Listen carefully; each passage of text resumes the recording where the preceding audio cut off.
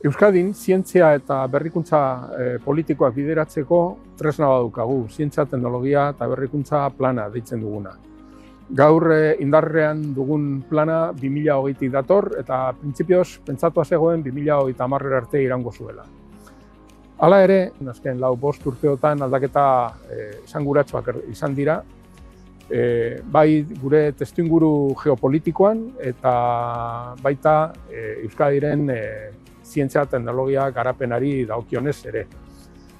Hori dela eta erabaki dugu indarrean zegoen plan hori performulatu, gaurkotu egin behar genuela eta hori egin dugu. Eta gaurkotze horren emaitza aurkeztu genuen edo proiektua, hobeto esan, aurkeztu genuen joan den asteartean Euskadiko Zientzia, Teknologia eta Berrikuntza Batzordearen aurrean.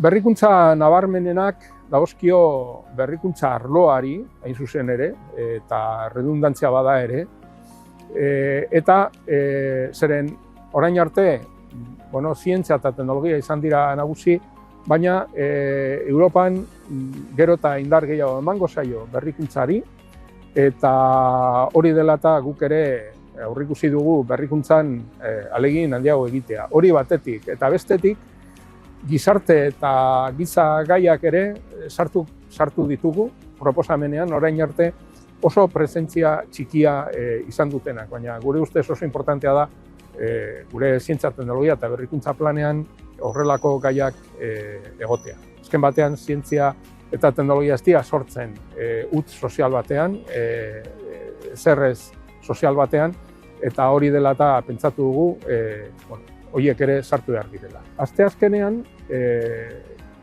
Eusko Legebiltzarreko Zientzia Unibertsitate eta Batzordearen aurrean agertu nintzen, Euskal Herriko Unibertsitatearen finantzazioari buruz dudan iritzi eta ikuspegi eta datuak aurkezteko. Hau izan zen asteazken goizean.